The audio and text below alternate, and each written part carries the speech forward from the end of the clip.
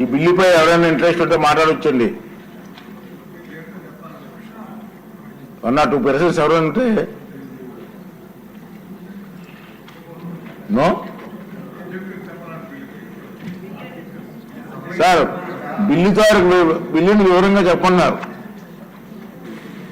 మీ ఉద్దేశం బిల్లు ద్వారా ఉద్దేశం ఏంటి అన్నది. Okay sir. స్పీకర్ సార్, గత ప్రభుత్వం 20 ఆగస్టు 2019 చేసిన ఆంధ్రప్రదేశ్ ఇన్ఫ్రాస్ట్రక్చర్ జ్యుడిషియల్ ప్రివ్యూ ద్వారా పారదర్శకత చట్టంను గౌరవ సభ గౌరవ స్పీకర్ వర్యులు మీ దృష్టికి తీసుకురావాలనుకుంటున్నాను. రాష్ట్రంలో ఇన్ఫ్రాస్ట్రక్చర్ బిల్డింగ్ ప్రక్రియలో న్యాయపరమైన పరిరక్షణ ద్వారా పారదర్శకతను పెంపొందించడం, తద్వారా ప్రజా వనరుల వినియోగాన్ని సరైన విధంగా చేయడంలో పాటు సంబంధిత అంశాలను పరిష్కరించడమే ఈ చట్టం వెనుక ముఖ్య ఉద్దేశం. ఈ జ్యుడిషియల్ ప్రివ్యూ విధానం 14 సెప్టెంబర్ 2019 నుండి 13 సెప్టెంబర్ 2024 వరకు రాష్ట్రంలో అమల్లో ఉంది. రాష్ట్రము ప్రజల ప్రయోజనాలను దృష్టిలో పెట్టుకుని గౌరవనీయ ముఖ్యమంత్రి శ్రీ నారా చంద్రబాబు నాయుడు గారు మంత్రివర్గం ఆధ్వర్యంలో ఆంధ్రప్రదేశ్ ప్రభుత్వం జ్యుడిషియల్ ప్రివ్యూ ప్రక్రియ ద్వారా వచ్చిన ఫలితాలు మరియు దాని ప్రభావాలను విశ్లేషించేందుకు విస్తృత స్థాయి సమీక్షను చేపట్టింది. ఈ సమీక్షను గణనీయమైన ప్రజా వనరులు మరియు పన్నుల డబ్బు వాడకము, వివిధ అధికారులు మరియు నేరుగా లేదా పరోక్షంగా ఈ ప్రక్రియలో భాగస్వాములైన వారికి సంబంధించి సమగ్ర డేటా ఆధారంగా మరియు అభిప్రాయాల ఆధారంగా నిర్వహించారు. 2019 నుండి 24 వరకు జ్యుడిషియల్ రివ్యూ విధాన ఫలితాలను సమీక్షించినప్పుడు పలు గణనీయమైన లోపాలను వెలుగు చూశాయి. వీటిని జాగ్రత్తగా పరిశీలించి చర్చించాల్సిన అవసరం ఉంది.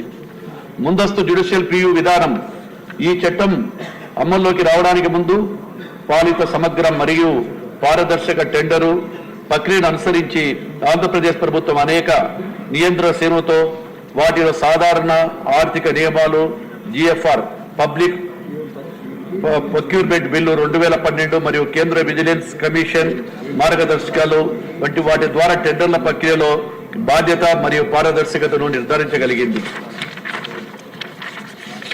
ప్రస్తుత పర్యవేక్షణ యంత్రాంగాలు రాష్ట్రంలో ఇప్పటికే ఆడిటర్ జనరల్ మరియు విజిలెన్స్ కమిషన్ల వంటి పర్యవేక్షణ సంస్థలు ఉన్నాయి.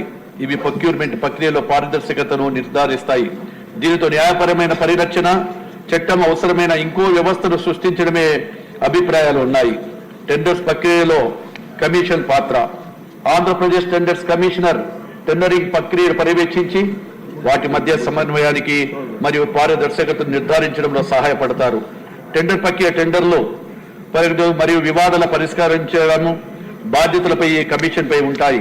తద్వారా న్యాయపరమైన పరిరక్షణకు పోషించే పాత్రను ఈ ప్రక్రియ ద్వారా ఇప్పటికే అమలవుతున్న పరిస్థితి. న్యాయపరమైన పరిరక్షణ ప్రభావం లేకపోవడం, జ్యుడిషియల్ ప్రివ్యూ ద్వారా అవినీతి లేదా ప్రాజెక్టు నిర్వహణలో లోపాలు అడ్డుకోవడం, గణనీయమైన లాభాలు లేకపోగా ఈ యొక్క ప్రక్రియ విఫలమైందనే విమర్శలు ఉన్నాయి. ప్రాజెక్టులో సమయం ఆలస్యం గురించి జ్యుడిషియల్ ప్రివ్యూ విధానంలో గణనీయమైన ఆలస్యం అవుతుంది. తద్వారా అత్యవసరంగా చేపట్టే ప్రాజెక్టులు సంబంధించి అభివృద్ధి చర్యలు ఆలస్యం కావడానికి కారణమవుతుంది. పరిశీలనలో దోషాలు. జ్యుడిషియల్ ప్రివ్యూ యొక్క ఆపరేషన్ ఖర్చులు దాని ప్రయోజనాలను మించి ఉండడంతో అది పారదర్శకత పెంచడంతో లేదా నిర్వహణ లోపాలను నివారించడంలో పరిమితంగానే ప్రభావం చూపించడం వలన దాని ఖర్చులకు విలువ సరిపోదని పరిశీలిస్తే అర్థమవుతుంది.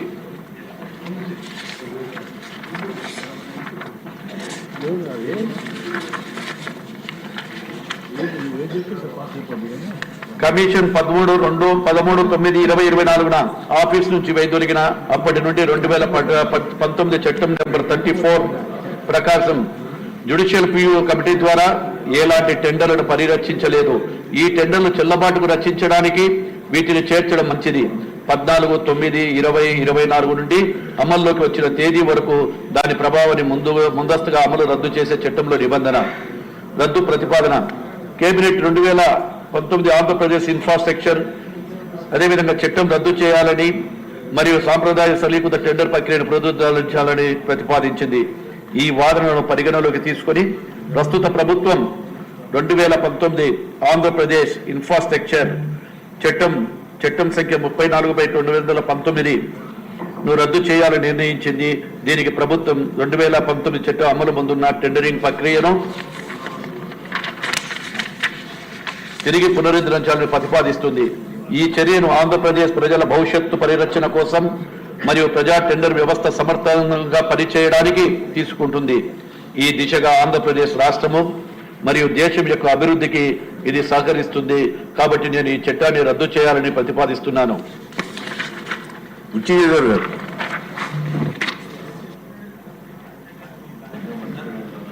అధ్యక్ష, దొంగ పారిపోవటానికి చాలా ప్రయత్నాలు చేస్తాడు సార్. ముందుగానే అక్కడంతా ఎక్కడెక్కడ లోట్లు ఉన్నాయో ఎట్లా